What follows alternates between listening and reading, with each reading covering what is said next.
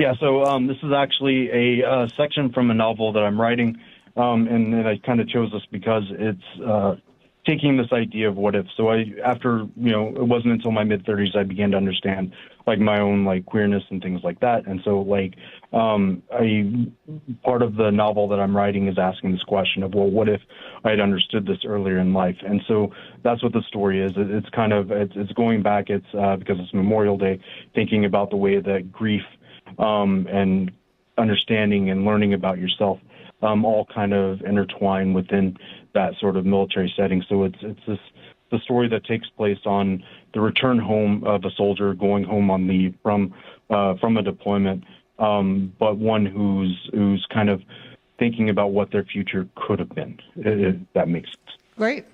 Let's hear it. All right. It's called Love and Grief in the Belly of an Airplane Leaving Baghdad. If you ask Bobby Walters what he knows about grief, he will lean his head forward, suck in a deep breath through his teeth, and say, well, I know something about the clink of a whiskey bottle when it comes down empty on a concrete porch, about the stick of a needle numbing up an arm, the echo of dirt hitting a coffin that's being lowered in the 6-foot abyss of a previously empty grave, the whine of an automatic rifle when the chamber has been penetrated by dust. But grief, I don't know anything about grief. That's just a word. Bobby thinks he's clever like that. If he avoids the question and gives you enough of an image, one that scares you too much to ask anything else, he never has to access his own interiority, all the while hinting at something ink-like in the paper-lined grooves of his mind. It's an avoidance tactic he feels protects his own mental health, that erects the protective boundaries of the closet, even as, in these last few years, he's found it easier just to let people be aware of his sexuality. It's in his grandiose verbosity that he feels a privacy that is armored in layers of hollowed words and theatrical speech. Blanketed by the warmth of the spoken word shell, he can embrace his own loneliness without fear of unconsented penetration by people he does not want in his life. It is the one valuable lesson he picked up from his father, he believes, his one great inherited trait for survival. And in reality, Bobby knows grief all too well. Grief was how he came to terms with his monologuing nature, and more importantly, why he met the men he believed to be the love of his life in the belly of an airplane leaving Baghdad.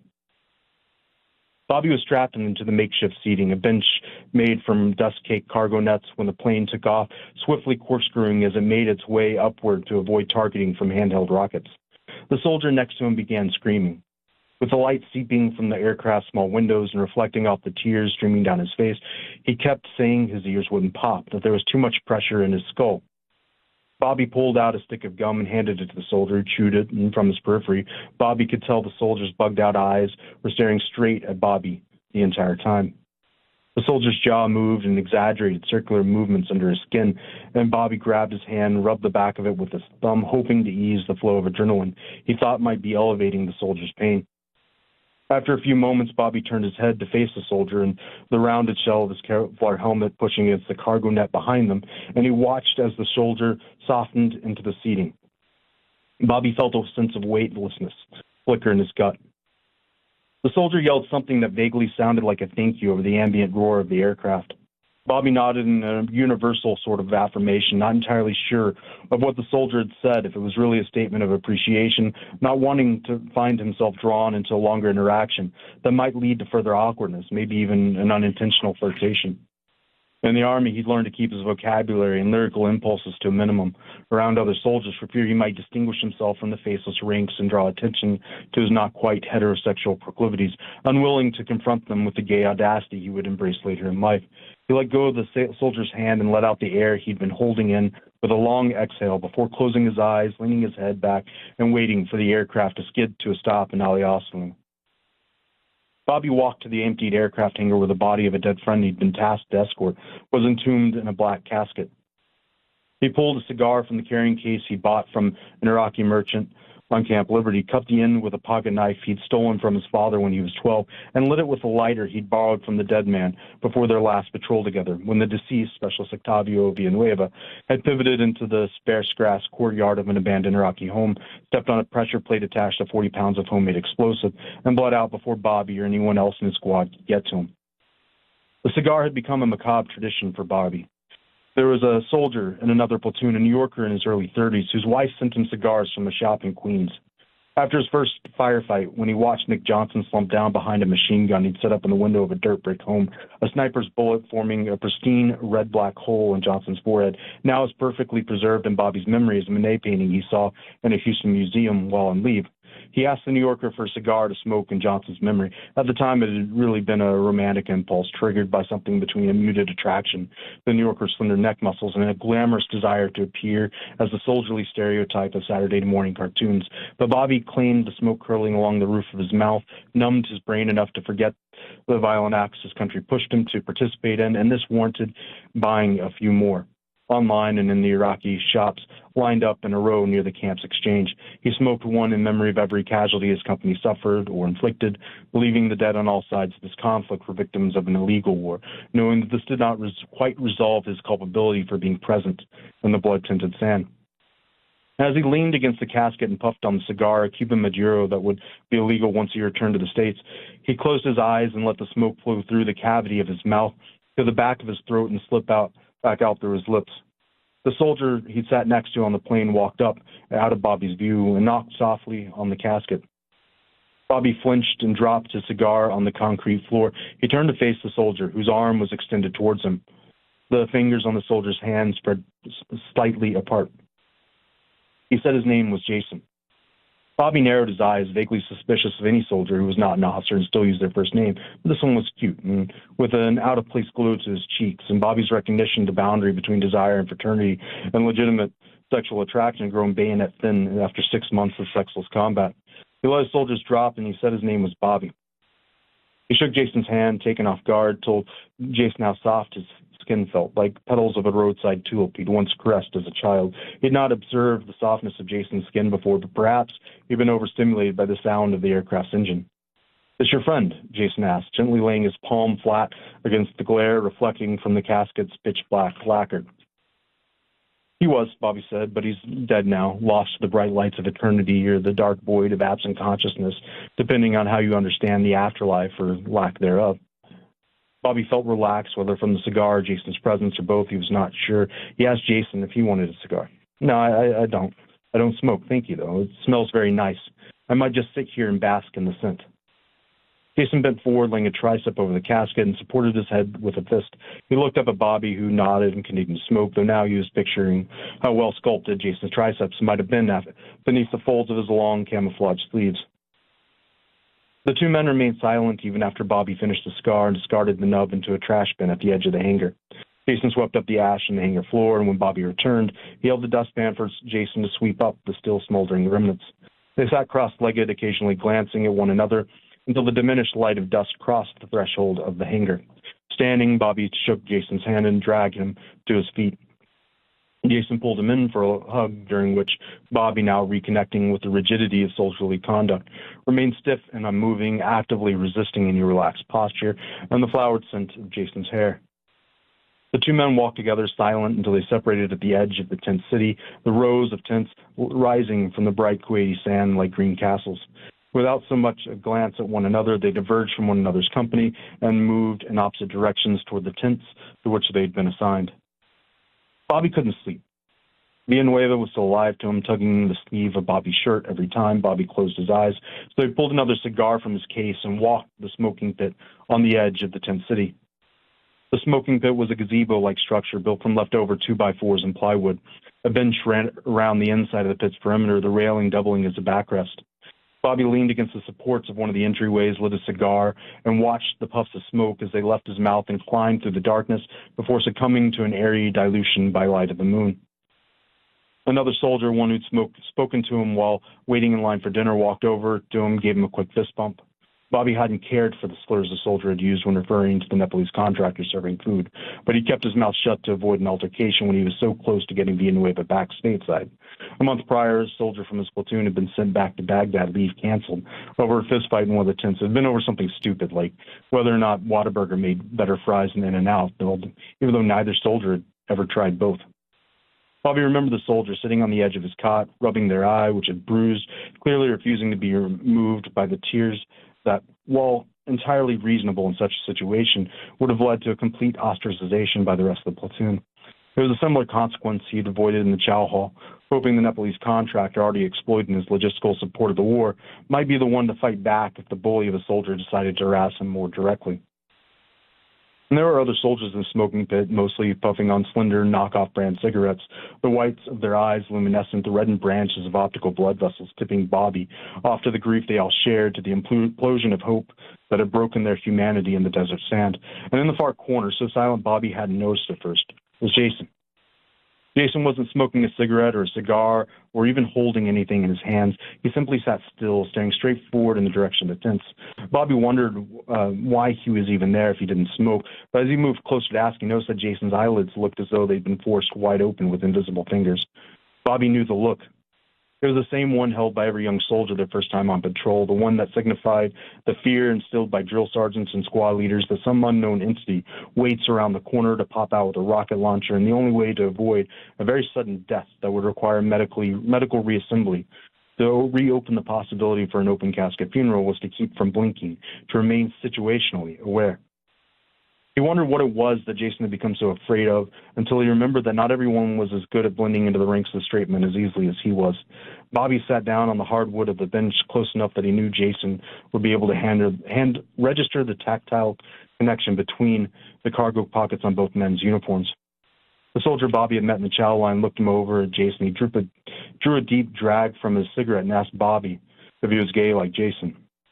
Bobby shook his head, kept his nose silent, a quiet lie, a survival tactic, a method that Jason would only learn invited further interrogation as others inched forward in their attempts to completely grasp whatever label they could attach to Bobby. "Well, you're sitting awful close for just being this guy's friend," the soldier said. Bobby closed his eyes, took a deep drag of the cigar, opened his eyes again. It was clear the soldier intended this as a slur, meant to elevate Bobby's blood temperature and invoke the basis of drilled-in soldierly instincts, to push Bobby to throw the first blow and remove from himself any external discernibility for guilt in starting a fight. Bobby told himself not to engage, that he needed to get Villanueva home, that while the soldier's noseblood might feel good on his right knuckle, that whatever having what little rank insignia he'd earned ripped from his uniform might not be so wonderful a sensation. But he couldn't let the disorganized speech of low intellect disrupt his calm or push him to feel anger when insulted for the sexual identity he'd only ever openly shared with Villanueva. But despite the potential consequences, he'd never been one to let bullies dictate his behavior. Leaning back and draping his arm around Jason, Bobby felt an electricity in the misted sweat rising through the air between them. Bobby turned to face Jason, whose lips were soft in the stray light of a flood lamp off in the distance. He leaned in and kissed him, chewing on Jason's bottom lip a moment, unprepared for just how delicious Jason tasted, like juicy fruit gum before it loses its flavor. A pulse sprinted through his shoulder. His right oblique collapsed for a brief moment, and his eyes closed involuntarily, and when he opened them, the soldier had already begun to step in Bobby's direction, fist raised high, ready to come down hard on Jason's cheek. Without thinking, motivated by training and collective preservation, Bobby pushed Jason off the bench out of the path of the soldier's fist and rolled off in the opposite direction, tripped up the soldier's feet before mounting him across his hips, and then held the soldier's arms down on the wooden planks of the smoking pit. He yelled at Jason to walk away and pushed off the soldier's chest with his knee to stand back up. The other soldiers in the pit had begun walking very quickly to their own tents, unwilling to risk their flights home over a schoolyard fight. Bobby, knowing that if he escaped immediate accountability, there might be a chance of making it home unpunished, followed the soldiers, blending into the throng of brown and gray uniforms. The light shone through a split in the tent's corner seam.